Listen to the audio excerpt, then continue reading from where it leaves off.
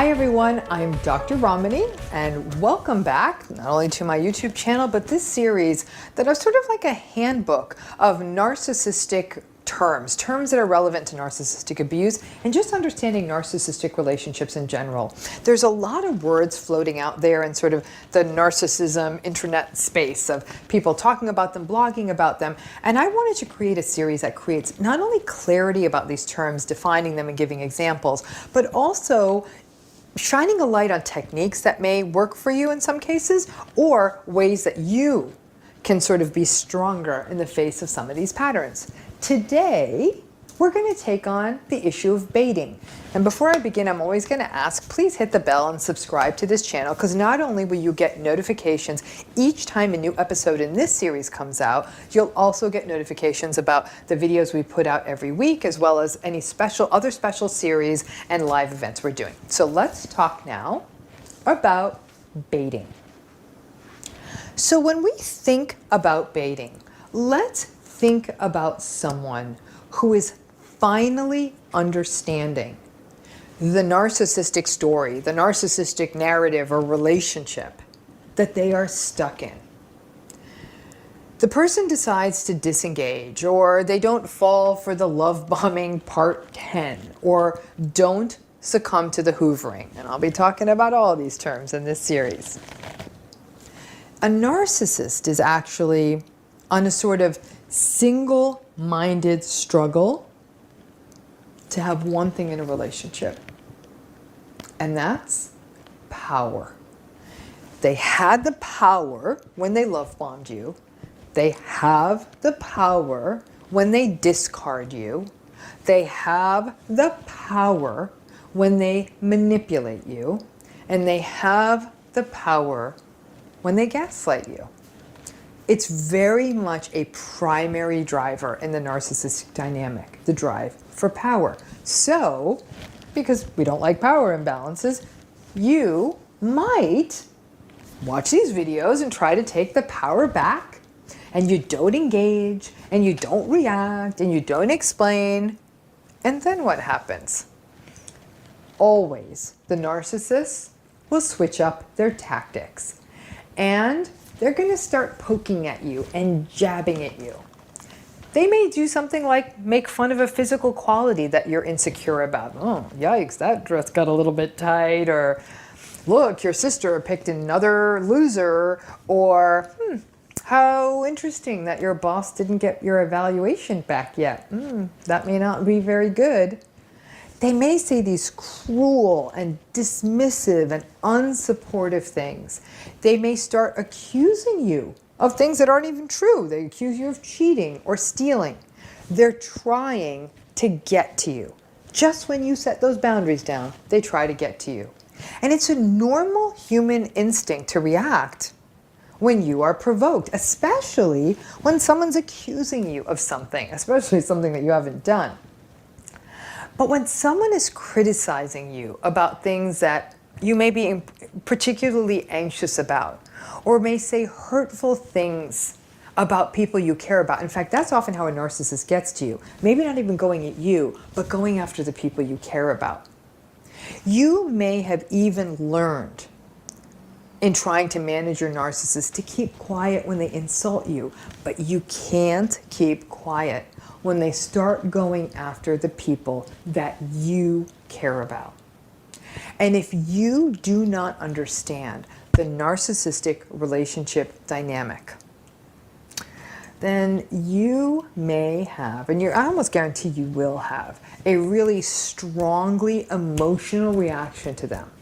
You may raise your voice. You may cry.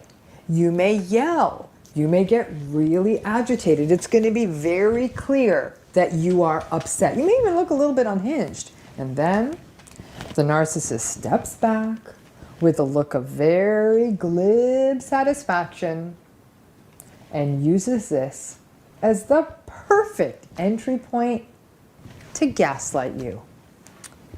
What's the matter with you? You look like you're totally out of control. You're crazy. You must have some kind of mental problems. You need to calm down. You're too sensitive. You know the drill well. They'll say it with this very even voice, just when you became reactive. And you literally will believe them and start to feel like there's something wrong with you. You get so angry at yourself for reacting because you know better. And now, you know what you just did? Sadly, you just delivered them a different kind of narcissistic supply. You left the narcissist feeling superior because now the narcissist is calm as can be while you're all kinds of emotionally frothed up, which, please let me normalize that for you. It's a totally appropriate and normal reaction on your part to someone saying terrible things to you. Normally, we react. But the narcissist, they're almost like they're relieved, or they get off, again, the power on getting the upper hand by being non-emotional, calling you out, and then walking away. This whole sequence is called baiting. Baiting is a very common narcissistic technique that often blindsides people. Baiting involves the narcissist sort of engaging in behavior that's designed to provoke an emotional reaction from you.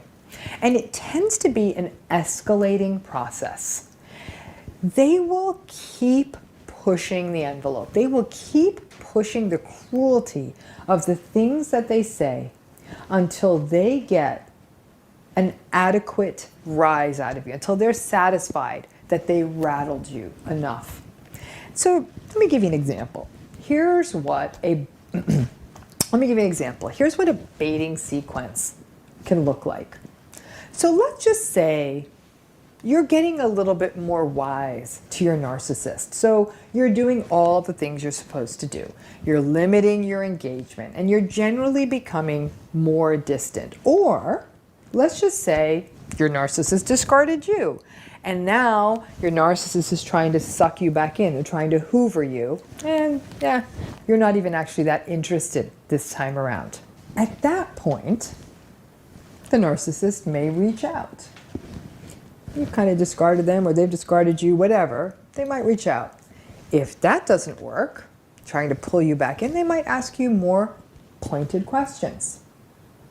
If that doesn't work, they may start calling you out for being a jerk or start cursing at you or calling you names. Then they may double down and comment on something that makes you anxious, something that they know about you, that they know will set you off. And here's where a narcissist's behavior can be so atrocious because nothing is sacred. You've probably shared your vulnerabilities with them and they know them. So they may go after whatever your thing is, your appearance, your family, your children, maybe a medical condition you may have. And at this point, they may also start hurling all kinds of accusations at you. And this may even be sort of bizarre stuff from left field. Like they might say something like, oh, so I guess you must be a gold digger and replace me with a rich guy, which is going to be news to you because that's not true. Or they'll say, I get it. I get it. You're just too good for your family. You're ashamed of us and who we are and what we stand for. So you decided to go around town passing rumors about your pitiful family. And you're like, huh? So now you're almost blinded by the gaslighting. It's like being in some sort of carnival house of mirrors. You don't know which way to turn. But let's say you still keep your cool in the face of this. Now they may double down again with threats. So, how would you feel about me telling your boss what you really think of him? Or something like, should I tell your sister that I know about that STD you told me she got? Or it's a veiled threat. You know what I know. It sure would be a shame to share it with the world. And you know what? Even if you go after me for saying something, the world's already going to know. They are very good at throwing those threats out there, and it can be really unsettling. And this is the point when most people break and they succumb and they get back in touch with the narcissist. If you didn't break earlier in this process, right? If you were in an intimate relationship with someone, the odds are that you did share confidences with them and you did share them with trusted information, and they may actually have some proverbial dirt on you. So you agree to talk to them, even though you had set a boundary and didn't want to talk and didn't want to fall for the baiting. You agree to talk, and you know what? And I can guarantee you, trust me on this one, the narcissist can smell your fear. Once you are back at the table, it tends to be business as usual, invalidation, and basically, once their baiting works, they'll look at you with contempt, with a stance of, how dare you think you could avoid me? Now, at the most extreme, if you really don't crack under any of their baiting, baiting can even result and keep kind of escalating into them doing things like filing frivolous lawsuits against you. And that might then force your hand to take on the cost of a lawyer, or going back to court and asking for more custody and that starting that entire process again, or just pushing for investigations.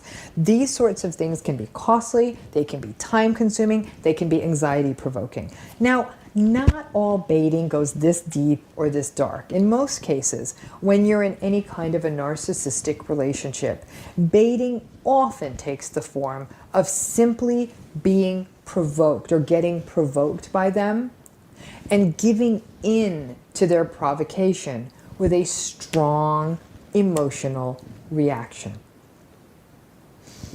Now, baiting gives any kind of narcissistic, difficult, toxic people a sense of power. You becoming unhinged is a source of power and narcissistic supply for them. Again, it sort of fosters their cold sense of superiority. But keep in mind, that is just so they can feel in control again. Because you got to remember, they're very insecure. So when anyone starts pulling away from the narcissistic person or a very toxic person, they don't like the loss of control that comes from someone else calling the shots, and that comes from losing that narcissistic supply that they were accustomed to getting. So the idea that they can get it back through bullying and manipulation and intimidation and all that, that's really a core of baiting, to maintain that sense of control. Now, baiting can take lots of forms. There's lots of things that narcissistic, difficult people can do. They can push your buttons. They can be cruel about sensitive issues. They can say unkind things about important people in your life. They can make bizarre kinds of accusations about your behavior, such as, I don't know, infidelity, or make bizarre accusations about theft. They may make underhand, sort of passive-aggressive comments, or they may just do anything that they know, that then this is after years of studying you and learning you and getting to know you, that they know will upset you. And it raises that sort of paradoxical and interesting point. Narcissists actually don't fully lack empathy, and they sure as heck don't lack awareness of other people. They actually really clearly learn and recognize the vulnerabilities of other people. They just exploit them instead of protecting them. It's sort of the opposite of empathy, knowing what someone's vulnerable to and using it to hurt them. A good defense, though, against baiting is to know that it's coming. It is the dark side of what happens when you do no contact or gray rock, things that are also talked about in this series. Because a narcissist cannot tolerate being ignored, they will bait to draw you out, to get your attention, and then keep ratcheting it up.